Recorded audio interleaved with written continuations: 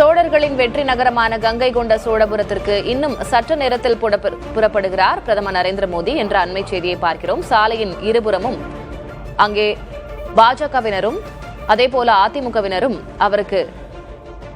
அவருடைய வருகையை வரவேற்று அங்கே காத்திருக்கிறார்கள். இது குறித்த கூடுதல் விவரங்களை வழங்குவதற்காக நமது செய்தியாளர்கள் 3 பேர் இணைந்திருக்கிறார்கள். பாலவெற்றிவேல், சுதீஷ் மற்றும் லெனின் ஆகியோர் களத்திலிருந்து விவரங்களை வழங்குவதற்காக இணைந்திருக்கிறார்கள்.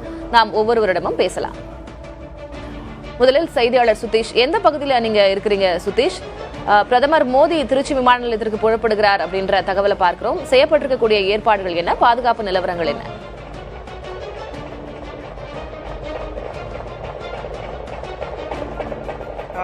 திலகவதி முதலாம் ராஜேந்திர சோழனுக்கு மரியாதை செலுத்த வந்திருக்கும் நாட்டின் பிரதமர் மோடியை வரவேற்பதற்காக, வணக்கம் தெரிவிப்பதற்காக திருச்சி மாநகரில் நாம் தற்போது திருச்சி மாநகராட்சி சாலையில் இருக்கிறோம். இங்கு ஆயிரக்கணக்கான பொதுமக்கள், பாரதிய ஜனதா கட்சியுடைய தொண்டர்கள் மற்றும் நிர்வாகிகள் சாலையில் ஆயிரக்கணக்கானோர் கூடியிருக்கிறார்கள். கையில் மலர்களை வைத்து காத்திருக்கிறார்கள். மலர் தூவி நாட்டின் பிரதமரை வரவேற்பதற்காக இங்கு காத்திருக்கிறார்கள். இன்னும் சற்று நேரத்தில் பிரதமர் நரேந்திர மோடி இந்த சாலை வழியாக திருச்சி விமான நிலையத்திற்கு சென்று திருச்சியிலிருந்து கங்கை கொண்ட சோழபுரம் கோவிலுக்கு ஹெலிகாப்டர் மூலமாக செல்ல இருக்கிறார். அதற்காகத்தான் இந்த வரவேற்பு நிகழ்ச்சிகள் ரோட் ஷோவாக தற்போது இங்கு ஏற்பாடு செய்யப்பட்டிருக்கிறது. திருச்சி மாநகரின் 3 இடங்களில் இந்த வரவேற்பு நிகழ்ச்சி ஏற்பாடு செய்யப்பட்டிருக்கிறது. இந்த நிகழ்ச்சியில் ஆயிரக்கணக்கான பொதுமக்கள் மட்டுமின்றி பாரதிய ஜனதா கட்சியினுடைய தொண்டர்கள், நிர்வாகிகள் பங்கேற்றிருக்கிறார்கள். பொதுமக்கள் கூடியிருக்கக்கூடிய இந்த வழித்தடத்தில் காவல்துறை பாதுகாப்பு என்பது பலப்படுத்தப்பட்டிருக்கிறது. ஒட்டுமொத்தமாக திருச்சி மற்றும் அரியலூர் மாவட்டத்தில் 2000 காவல்துறையினர் பாதுகாப்பு பணியில் ஈடுபட்டிருக்கிறார்கள். தொடர்ச்சியாக இந்த 8 கிலோமீட்டர் தூரம் பயணித்து அவர் திருச்சி விமான நிலையத்திலிருந்து கங்கை கொண்ட சோழபுரம் அந்த சோழீஸ்வரம் கோவிலுக்கு செல்ல இருக்கிறார். அதற்காகத்தான் இந்த வரவேற்பு நிகழ்ச்சி செய்யப்பட்டிருக்கிறது. அதனைத் தொடர்ந்து கங்கை கொண்ட சோழபுரத்தில் கோவிலில் திருவாடுதுறை ஆதீனம் தலைமையில் மோடிக்கு பூரண கும்ப மரியாதை அளிக்கப்பட இருக்கிறது. அதற்கான நிகழ்ச்சிகள் அங்கு ஏற்பாடு செய்யப்பட்டிருக்கிறது. கோவிலில் சாமி தரிசனம் செய்யும் பிரதமர் மோடி தமது சொந்த தொகுதியான வாரணாசியிலிருந்து கொண்டு வந்துள்ள கங்கை நீரால் அபிஷேகம் செய்வதாக நிகழ்ச்சிகள் ஏற்பாடு செய்யப்பட்டிருக்கிறது.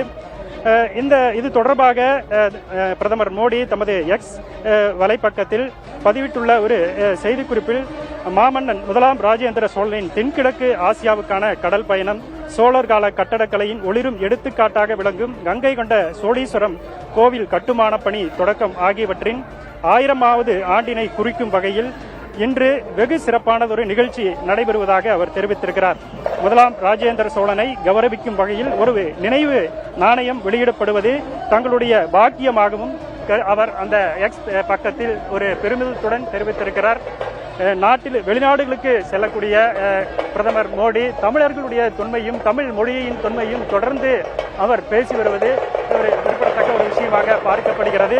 இந்நிலையில் தற்போது கங்கை கொண்ட சோழபுரம் பகுதிக்கு அந்த சோழீஸ்வரம் கோவிலுக்கு வரக்கூடிய மோடி தமிழ் மன்னனான மாமன்னனான முதலாம் ராஜேந்திர சோழனை கௌரவிக்கும் வகையிலும் தமிழர்களை கௌரவிக்கும் வகையிலும் இந்த நாணயம் வெளியிடப்படும் ஒரு நிகழ்வாக பார்க்கப்படுகிறது.